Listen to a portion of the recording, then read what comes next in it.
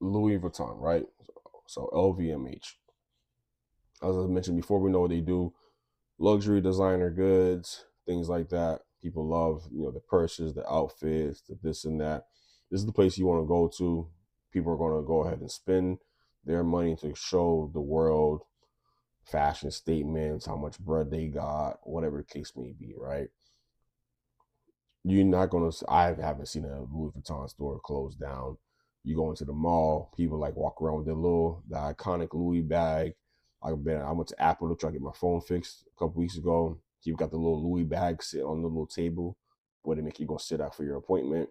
People got the Louis bags on the table. It's just a fashion statement, right? And that's what you're playing on, right? You're playing on the fact that the consumers are going to consume, right?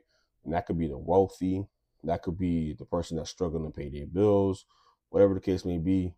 If they want to go ahead and buy this type of designer product, they're going to go ahead and do it.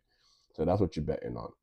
So LVMH, as we can see here, currently at 107, but year to date, down almost 30%, right? It's been demolished, been hated, when we know over a long period of time, people love this, these products and things like that, right? So as you can see here, we're definitely at the 10%, 20%. You're gonna see green all the way through. None but straight entries, entries, entries, entries, right? It's like screaming by me. It's screaming that. So we're gonna look at stock analysis, obviously saying, hey, I'm gonna buy. So again, the world's preeminent luxury conglomerate has endured a brutal 29% year-to-date drawdown, driven by China demand concerns, currency headwinds, a broader luxury sector derating, right? So it's basically going through that very violent repricing of what their goods are going to cost. Is it worth it? Things like that. So the stock offers a historically rare entry point into a best-in-class franchise with unmatched brand diversification through near-term catalysts. Oh, I'm sorry. Though near-term catalysts remain uncertain as Chinese consumer confidence recovers slowly. So LVMH is one of those brands where they need the world involved, right? They need the Chinese market, they need the Japan market, they're gonna need the US market. So that's what they live on. International exposure is what drives them, right? So something like, China market or China demand not being as strong as it used to be definitely is going to take a hit on them. Excuse me. So we got the strengths here. So unmatched brand portfolio. So when you go ahead, look at it, they got over 75 plus brands underneath them, right? So you go to the investor relations page, you go to their website, and you're just gonna see so many names you heard of, seen before, whether it's music videos, Met Gala, in songs, whatever it is, they probably own it, right? And you wouldn't have even known that they own it. So free cash flow generation. So they did have a revenue dip to 80.81 billion. Had a little small dip. We dipped to 80 billion. That's actually pretty funny to read that out there.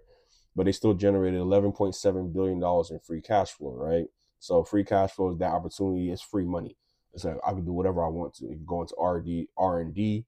It could go into dividends. You can see here acquisitions, share buybacks, where they don't need to go out there and go get credit or get into debt to go ahead and do these type of things, right?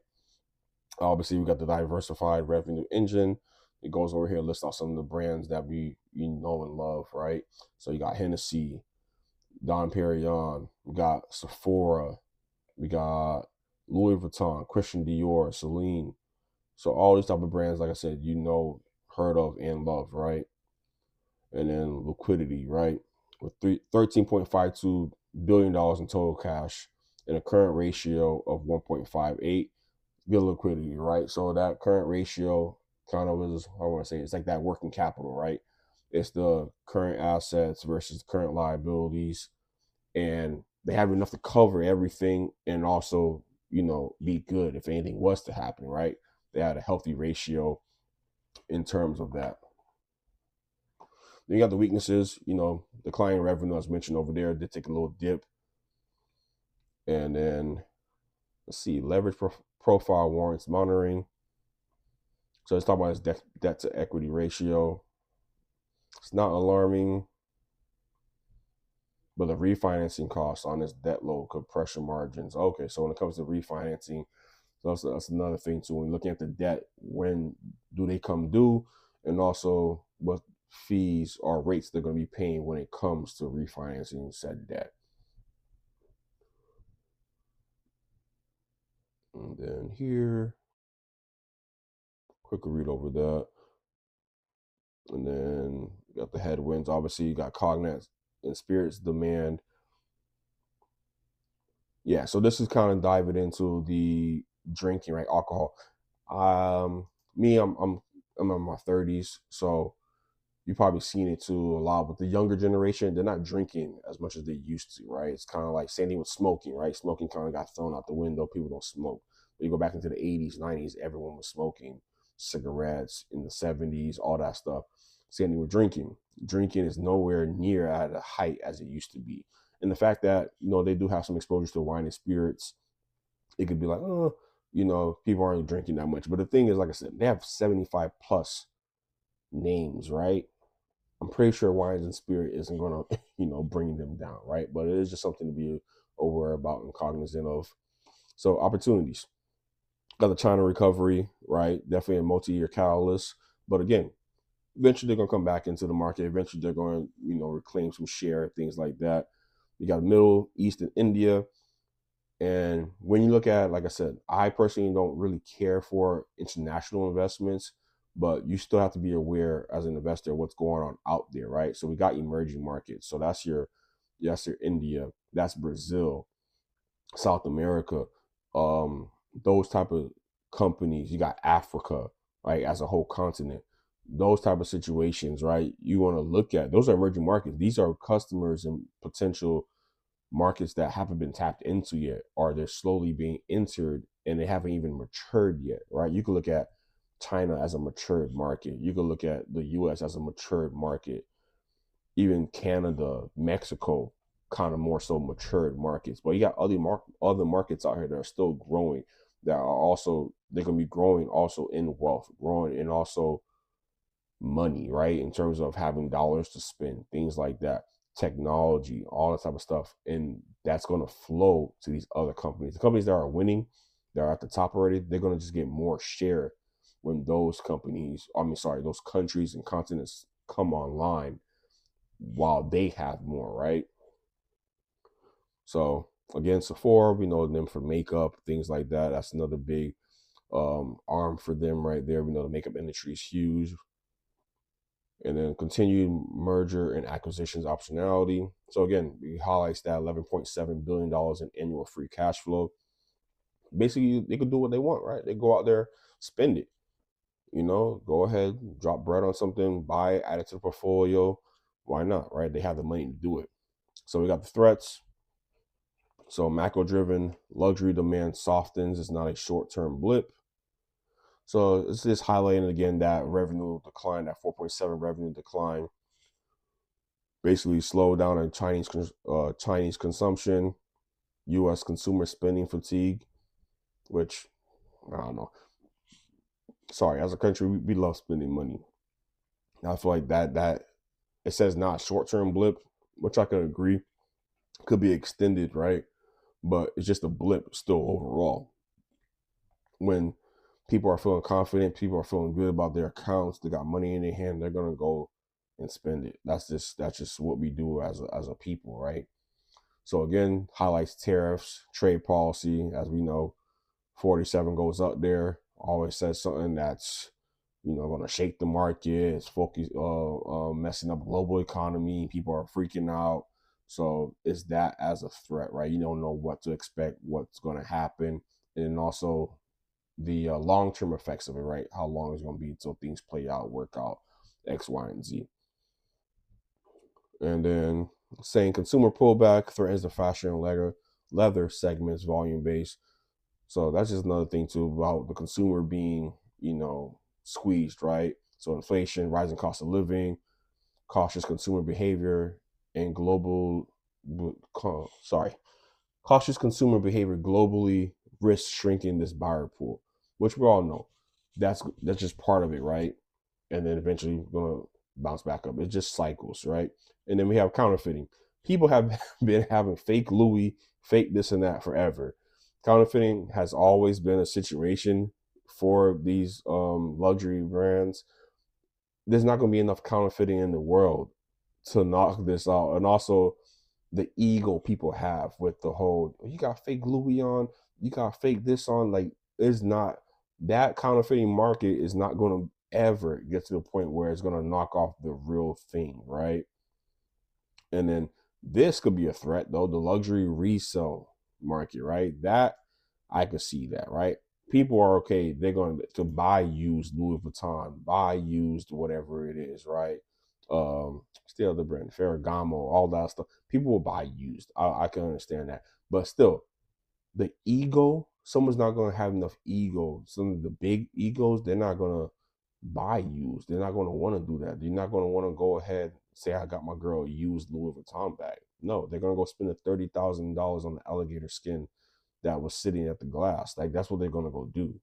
That's exactly what they're going to do. So again, you're betting on society's thirst for showing the world how much money they got, showing their wealth in terms of what they're wearing, right?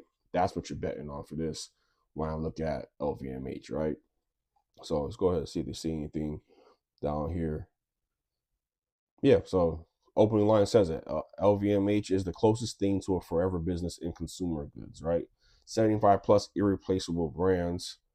It's like, I feel like this stock is giving you, like, it's screaming again, buy me, buy me, buy me, buy me.